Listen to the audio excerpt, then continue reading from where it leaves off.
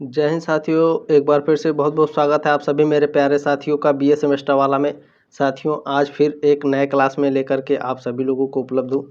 देखिए, आज के इस क्लास में कवर करेंगे BA third year 6 semester exam 2024-25 sociology का पेपर 1 है, क्लास 5 है। 4 क्लास आपके ऑलरेडी हो चुके हैं। एक मॉडल पेपर भी सॉल्व मैंने कराया है, क्वेश्चन पेपर सिद्धार्थ यूनिवर्सिटी का, ठीक है। उसको भी जाकर के आप लोग देख लीजिएगा। प्लेलिस्ट में डिस्क्रिप्शन बॉक्स का लिंक है, ठीक है। चले, 6 सेमेस्टर सोशोलॉजी पेपर 1 है। दीनदयाल उपाध्याय गोरखपुर विश्वविद्यालय का पेपर कोड है SOC 304, ठीक है। SOC 304। पेपर का नाम है पॉइंटर्स ऑफ इंडियन सोशोलॉजी, ठीक है। पॉइंटर्स ऑफ इंडियन सोशोलॉजी, भारतीय समाजशास्त्र के अग्रदूत। चले दोस्तों, इसमें पहला प्रश्न देखेंगे आपका क्या पूछा है। विश्व में हरित क्रांति के जनक हैं, विश्व में हरित क्रांति के जनक नॉर्मन बोरलाग हैं। ए ऑप्शन करेक्ट है आपका, ठीक है। चले, इसमें की पॉइंट्स दिया गया है साथियों, बहुत ही ध्यानपूर्वक देखिएगा क्योंकि की पॉइंट से आपके कई सारे प्रश्न एग्जाम में आते हैं, ठीक है। चले, पहला इसमें की पॉइंट्स है आपका, कृषि वैज्ञानिक नॉर्मन बोरलाग को दुनिया भर में हरित क्रांति का जनक माना जाता है, ठीक है। उन्हें साल 1970 में उच्च उपज देने वाली किस्में विकसित करने के लिए नोबेल शांति पुरस्कार मिला था, ठीक है। उन्हें नोबेल शांति पुरस्कार 1970 में मिला था। इस बात को याद रखिएगा, बहुत ही इंपॉर्टेंट पॉइंट्स है। दूसरा प्रश्न आपका क्या है, प्रधानमंत्री फसल बीमा योजना में किसानों की आय दोगुनी करने का लक्ष्य कब तक रखा गया है, ठीक है नहीं था, ठीक है। ध्यान रखेंगे, तो ये 2022 तक था। ऑप्शन नंबर ए करेक्ट है। और कितने लोग किसान परिवार से हैं, कमेंट करके बताइएगा। आप लोगों का आय दुगुना हुआ है कि नहीं हुआ है, क्योंकि मेरे पिताजी तो मजदूर हैं, ठीक है।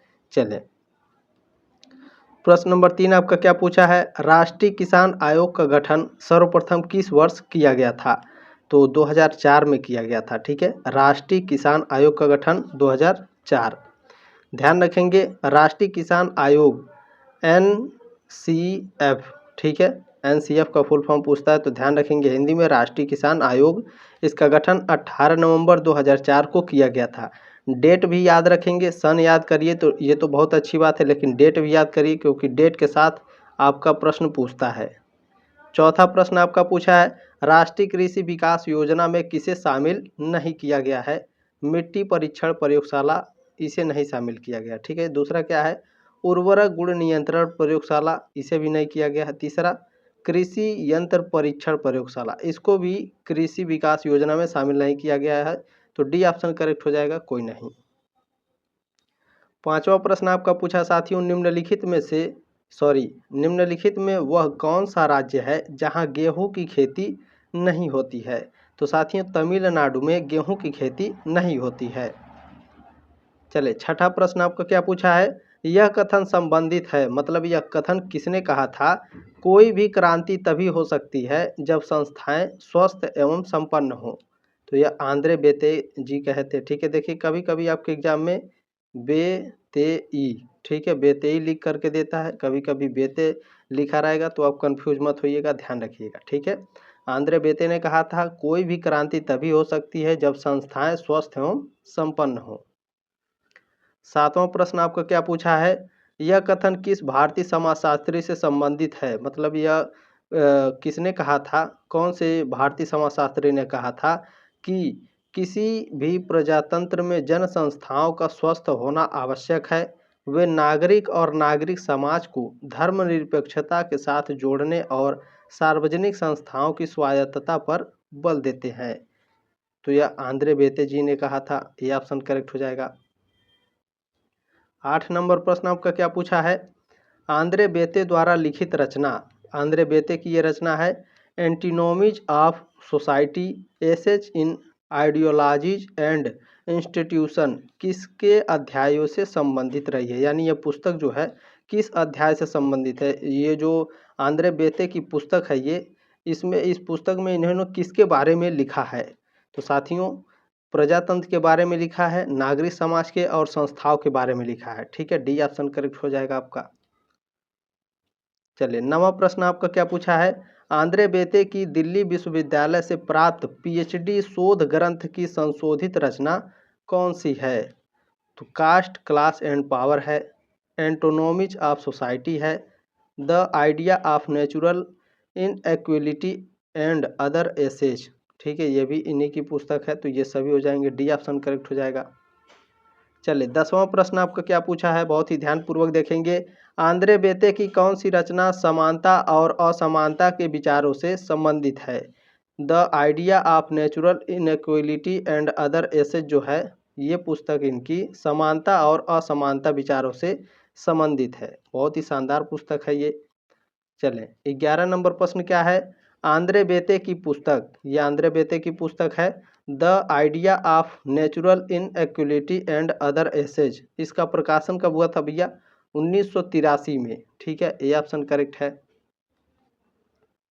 चलिए 12 नंबर प्रश्न आपका क्या पूछा है, आंद्रे बेते की कौन सी रचना का संबंध वर्गों का निर्माण तथा वर्ग चेतना से संबंधित है? Studies in agrarian social structure जो पुस्तक है, ये वर्गों का निर्माण तथा वर्ग चेतना से संबंधित है। ठीक है, बहुत ही शानदार पुस्तक है। चलिए जितना भी मैं प्रश्न पढ़ा रहा हूँ ये बहुत ही इम्पोर्टेंट है, आपके एग्जाम में आएंगे। ठीक है, सिद्धार्थ यूनिवर्सिटी में भी आए थे कई सारे मॉडल पेपर से प्रश्न, और आपसे रिक्वेस्ट है इस मॉडल पेपर को शेयर कर दीजिएगा अपने दोस्तों के साथ। ठीक है, चलिए ये आपकी जिम्मेदारी है और आपसे रिक्वेस्ट है सब्सक्राइब भी जरूर करेंगे दोस्तों। चलिए 13 नंबर प्रश्न है, आंद्रे बेते की कौन सी रचना वर्तमान की निर्जातीयता से संबंधित है? Society and politics in India, ये जो पुस्तक है ये वर्तमान की निर्जातीयता से संबंधित है। प्रश्न नंबर 14 है, समाजशास्त्र तथा सामाजिक मानव शास्त्र के पारस्परिक संबंधों की सबसे पहली चर्चा किस पुस्तक में आंद्रे बेते ने की थी? तो 6 कंपैरेटिव एसेज। ठीक है, इसी पुस्तक में आंद्रे बेते ने समाजशास्त्र तथा सामाजिक मानव शास्त्र के पारस्परिक संबंधों की सबसे पहले चर्चा की थी इसी पुस्तक में, 6 कंपैरेटिव एसेज में।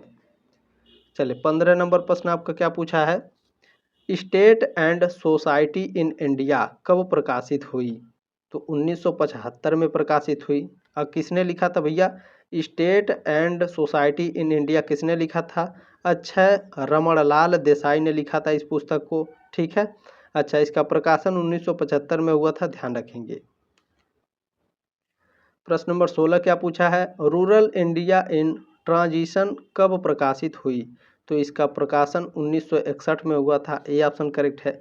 इसके लेखक कौन है? रूरल इंडिया इन ट्रांजिशन के लेखक कौन है भैया?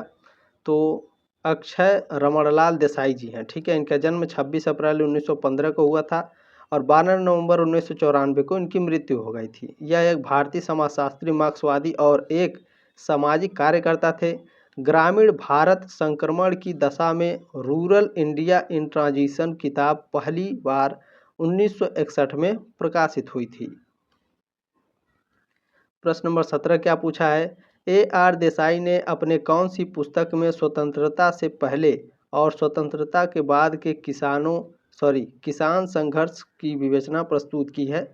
तो peasant struggle in India, agrarian struggle in India after independence, ये दोनों पुस्तक में A.R. देसाई ने, ठीक है, स्वतंत्रता से पहले और स्वतंत्रता के बाद किसान संघर्ष की विवेचना प्रस्तुत की है इन दोनों पुस्तकों में। बहुत ही शानदार है ये प्रश्न। ठीक है, तो ये दोनों हो जाएंगे, सी ऑप्शन करेक्ट है।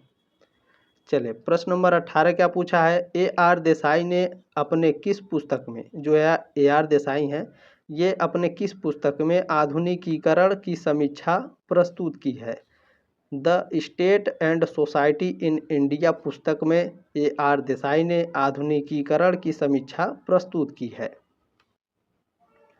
प्रश्न नंबर 19 क्या है, यह किसका मानना है कि यथार्थ में आधुनिकीकरण की अवधारणा वस्तुतः पूंजीवाद का ही रास्ता है? तो यह A.R. देसाई जी का मानना था कि यथार्थवाद में आधुनिकीकरण की अवधारणा वस्तुतः पूंजीवाद का ही रास्ता है।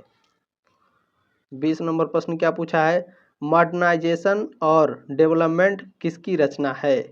श्यामचरण दुबे की रचना है। प्रश्न नंबर 21 है, इंडिया चेंजिंग विलेजेस किसकी रचना है? श्यामचरण दुबे की रचना है।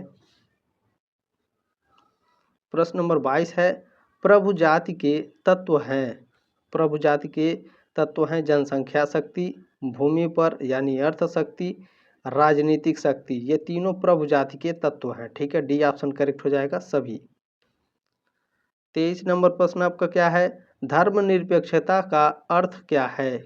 इसका अर्थ होता है विभिन्न धर्मों का सह अस्तित्व, अन्य धर्मों के प्रति श्रद्धा, राज्य का अपने कोई धन न होगा। ये सभी धर्मनिरपेक्षता का अर्थ होता है। डी ऑप्शन करेक्ट हो जाएगा आपका। प्रश्न नंबर 24 आपका पूछा है साथियों, पश्चिमीकरण को किस तरह की अवधारणा माना जाता है। तो जो पश्चिमीकरण है साथियों, इसको तटस्थ अवधारणा माना जाता है। प्रश्न नंबर 25 है, पश्चिमीकरण की अवधारणा किसने विकसित की। तो पश्चिमीकरण की जो अवधारणा है एम.एन. श्रीनिवास ने विकसित की। ध्यान रखेंगे, भारतीय समाजशास्त्री एम.एन. श्रीनिवास ने 1950 के दशक में पश्चिमीकरण की अवधारणा को लोकप्रिय बनाया था। ठीक है, चले प्रश्न नंबर 26 देखेंगे साथियों हमारा क्या है। चले 26 नंबर प्रश्न है, प्रभु जाति की अवधारणा किसने प्रस्तुत की। एम.एन. श्रीनिवास ने की। डी ऑप्शन करेक्ट हो जाएगा। प्रश्न नंबर 27 है, निम्न में से सांस्कृतिकरण की अवधारणा किसने दी। एम.एन. श्रीनिवास ने दी थी भैया। 28 नंबर प्रश्न है आपका, पाश्चात्य संस्कृति के प्रभाव के फलस्वरूप भारतीय समाज में लागू की गई। तो आधुनिक शिक्षा लागू की गई। बी ऑप्शन करेक्ट है आपका। 29 नंबर प्रश्न है, आधुनिकीकरण संबंधित है। तो आधुनिकीकरण साथियों यह अर्जित परिस्थिति से संबंधित है। बहुत ही शानदार प्रश्न है। आधुनिकीकरण किससे संबंधित है, अर्जित परिस्थिति से। चले 30 नंबर प्रश्न क्या है, भारत में कंप्यूटर का प्रसार द्योतक है। तो आधुनिकीकरण है। ए ऑप्शन करेक्ट है। प्रश्न नंबर 31 क्या पूछा है, एम.एन. श्रीनिवास ने पश्चिमीकरण की प्रक्रिया के मॉडल के रूप में निम्नांकित में से किसे आधार माना। तो भारत के 150 वर्ष के ब्रिटिश शासक को। ठीक है, एम.एन. श्रीनिवास ने पश्चिमीकरण की प्रक्रिया के मॉडल के रूप में भारत में 150 वर्ष के ब्रिटिश शासक को माना था। 32 नंबर प्रश्न क्या है, बाजारीकरण की अवधारणा किसने विकसित की। बाजारीकरण की अवधारणा एम.एन. श्रीनिवास ने प्रस्तुत की। प्रश्न नंबर 33 है, निम्नांकित में से कौन आधुनिकीकरण से के सूचकांक है। जो इसमें से चारों में से कौन है जो आधुनिकीकरण के सूचकांक में है साथियों। तो जो प्रौद्योगिक विकास है ये आपके आधुनिकीकरण के संसूचक हैं। ठीक है, प्रश्न नंबर 34 है आपका पूछा साथियों, the intellectual between tradition and modernity किसकी रचना है। तो यह रचना है एडवर्ड सिल्स की। ठीक है, चले अच्छा, यह पुस्तक कब प्रकाशन हुआ था, the intellectual between tradition and modernity the Indian situation, किताब एडवर्ड सिल्स ने साल 1961 में लिखी थी। यह किताब 120 पेज की है और मोटन ने इसे प्रकाशित किया। ध्यान रखेंगे किसने प्रकाशित किया था और कब लिखी गई। चले 35 नंबर प्रश्न है, the passing of traditional society, यह किसकी रचना है। डैनियल लर्नर की रचना है। ये ऑप्शन करेक्ट है आपका। ध्यान रखिएगा, the passing of tradition society modernising the middle east किताब डैनियल लर्नर 1917 से 1980 ने साल 1958 में लिखी थी। अच्छा, डैनियल लर्नर का जन्म 1917 में हुआ था और 1980 में इनकी मृत्यु हुई थी। और जो the passing of tradition society modernising the middle east किताब है 1958 में लिखी गई थी। प्रश्न नंबर 36 है आपका, प्रभुजात की अवधारणा को श्रीनिवास ने कब विकसित किया। प्रभुजात की जो अवधारणा है श्रीनिवास ने 1959 में विकसित किया था। ठीक है, चलें ध्यान रखिएगा, भारतीय समाजशास्त्री मैसूर नरसिंहाचार्य श्रीनिवास ने साल 1959 में मैसूर के रामपुर गांव के अध्ययन के बाद प्रभु जाति की अवधारणा विकसित की। आपसे एग्जाम में एक प्रश्न और पूछेगा कि रामपुर गांव की अध्ययन किसने किया था। रामपुर गांव का अध्ययन तो याद रखिएगा एम.एन. श्रीनिवास ने किया था। कब किया था, 1959 में। ये प्रश्न आपके एग्जाम में सिद्धार्थ यूनिवर्सिटी में पूछ चुका है। ठीक है, प्रभु जाति को अन्य किस नाम से जाना जाता है? तो जो प्रभु जाति है इसको प्रबल जाति के नाम से जाना जाता है, प्रभुसत्ता संपन्न जाति और प्रभावी जनजाति। ठीक है, डी ऑप्शन करेक्ट हो जाएगा। प्रश्न नंबर 38 क्या है? प्रभु जाति की विशेषताएं हैं। प्रभु जाति की विशेषताएं क्या हैं? गांव में कृषि भूमि के एक बड़े भाग पर उनका अधिकार होना, जाति में सदस्यों की संख्या एवं जातियों की तुलना में अधिक होना, वह जाति जो क्षेत्र व गांव में आर्थिक रूप से मजबूत और प्रभावशाली हो, ये सभी प्रभु जाति की विशेषताएं हैं। डी ऑप्शन करेक्ट हो जाएगा। प्रश्न नंबर 39 क्या पूछा है आपका? अपनी किस रचना में एम.एन. श्रीनिवास ने ब्राह्मणीकरण की अवधारणा को प्रस्तुत किया है? तो रिलीज एंड सोसाइटी अमंग कुर्क साउथ इंडिया। ठीक है, इस पुस्तक में एम.एन. श्रीनिवास ने ब्राह्मणीकरण की अवधारणा को प्रस्तुत किया है। ठीक है, ये ऑप्शन करेक्ट है, ध्यान रखिएगा, बहुत ही शानदार प्रश्न है। प्रश्न नंबर 40 आपका क्या पूछा है? एम.एन. श्रीनिवास ने ब्राह्मणीकरण की अवधारणा को पुनः किस अवधारणा रूप में प्रस्तुत किया? तो संस्कृतिकरण की अवधारणा में। ठीक है, चलिए 41 नंबर प्रश्न आपका क्या पूछा है? मॉडर्नाइजेशन ऑफ इंडियन ट्रेडिशन किसकी रचना है? योगेंद्र सिंह की रचना है। अच्छा, यह पुस्तक कब प्रकाशित हुई थी? Modernization of Indian tradition Yogendra Singh की पुस्तक कब प्रकाशित हुई थी? 1972 में यह पुस्तक प्रकाशित हुई थी। चलिए प्रश्न नंबर 42 आपका क्या पूछा है? संस्कृतिकरण। ठीक है, संस्कृतिकरण वह प्रक्रिया है जिसके द्वारा कोई निम्न हिंदू जाति अथवा कोई जनजाति अथवा अन्य समूह किसी उच्च और प्रायः द्विज जाति की दिशा में अपने रीति रिवाज, कर्मकांडों, विचारधारा और जीवन पद्धति को बदलने लगती है।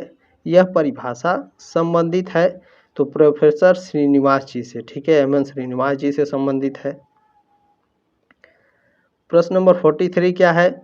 यह कथन संबंधित है, मतलब यह कथन किसने कहा था कि संस्कृतिकरण एक ऐसी स्थिति है जो जातीय गतिशीलता का स्रोत है तथा संस्कृतिकरण द्वारा उत्पन्न यह गतिशीलता उदग्र प्रकृति की होती है। तो यह प्रोफेसर श्रीनिवास जी ने कहा था। ठीक है, डी ऑप्शन करेक्ट हो जाएगा आपका। प्रश्न नंबर 44 क्या है? प्रभु जातियाँ संबंधित हैं तो एम.एन. श्रीनिवास जी से या फिर प्रोफेसर निवास कह सकते हैं, ये ऑप्शन करेक्ट है आपका। प्रश्न नंबर 45 क्या है? संस्कृतिकरण के स्रोत हैं तो तीर्थ स्थान एवं मठ ये संस्कृतिकरण के स्रोत हैं, राजनीति व्यवस्था भी संस्कृतिकरण के स्रोत हैं, परिवहन तथा संचार के साधन भी संस्कृतिकरण के स्रोत हैं। डी ऑप्शन करेक्ट हो जाएगा आपका। चलिए प्रश्न नंबर 46 क्या है? नातेदारी के प्रकार हैं। नातेदारी के प्रकार कौन कौन से भैया? विवाह संबंधी नातेदारी, रक्त संबंधी नातेदारी और कल्पित नातेदारी, ये सभी नातेदारी के प्रकार हैं। डी ऑप्शन करेक्ट हो जाएगा। प्रश्न नंबर 47 क्या है? नातेदारी की श्रेणियां हैं तो द्वितीयक नातेदारी, प्राथमिक नातेदारी और तृतीयक नातेदारी, ये सभी नातेदारी की श्रेणियां हैं। डी ऑप्शन करेक्ट हो जाएगा आपका। प्रश्न नंबर 48 है। 48 नंबर सामाजिक संरचना की केंद्रीय इकाई है। जो सामाजिक संरचना है हमारी, उसका केंद्रीय इकाई क्या होता है? तो हमारा परिवार होता है। ठीक है, सी ऑप्शन करेक्ट हो जाएगा। 49 नंबर प्रश्न क्या है? संयुक्त परिवार उन लोगों का समूह है जो साधारणतया एक ही छत के नीचे रहते हैं। ठीक है, मतलब जो संयुक्त परिवार है, इकट्ठा परिवार वो है जो साधारणतः एक ही छत के नीचे रहते हैं, जो एक ही रसोई में बना हुआ भोजन करते हैं, मतलब एक ही रसोई में बना हुआ भोजन खाते हैं। यह परिभाषा किसने दिया था भैया? बहुत ही शानदार परिभाषा है, जी.एस. घुरिये ने दिया था। ठीक है, 49 का सी ऑप्शन करेक्ट है। बहुत ही शानदार प्रश्न मैंने आपको बताया है। 50 नंबर प्रश्न क्या है? देखिए इसके बाद भी एक प्रश्न और है। ठीक है, 51 नंबर प्रश्न भी देख के जाइएगा। चलिए 50 नंबर प्रश्न क्या है? हम उस गृह को संयुक्त परिवार कहते हैं, मतलब हम उस घर को संयुक्त परिवार कहते हैं जिसमें एकाकी परिवार से अधिक पीढ़ियों के सदस्य रहते हों और जिसके सदस्य एक दूसरे से संपत्ति, आय और पारस्परिक अधिकारों तथा कर्तव्यों द्वारा संबंध हो। यह परिभाषा किसने दी है? IP देसाई ने दी है। चलिए 51 नंबर प्रश्न बहुत ही शानदार है। Hindu family in its urban setting किसकी रचना है? तो एलिन डी रास की रचना है। ये ऑप्शन करेक्ट है आपका। यह पुस्तक कब प्रकाशित हुई थी ये भी देख लीजिए। The Hindu family in its urban setting किताब एलिन डी रास ने लिखी है। यह किताब साल 1961 में ऑक्सफोर्ड यूनिवर्सिटी प्रेस से प्रकाशित हुई थी। उम्मीद है साथियों आपको ये क्लास अच्छा लगा हो, जानकारी अच्छी लगी होगी। प्लीज़ इस क्लास को शेयर कर दीजिएगा, ये आपकी जिम्मेदारी है, आपसे रिक्वेस्ट है। और सब्सक्राइब करना ना भूलिए दोस्तों, सपोर्ट ज़रूर करें। मिलते हैं जल्द ही। आपके जो दूसरा मॉडल पेपर होगा, जो आपका सोशोलॉजी का सेकंड पेपर होगा, उसका मॉडल पेपर लेकर के उपलब्ध होते हैं कल। तब तक के लिए जय हिंद, वंदे मातरम।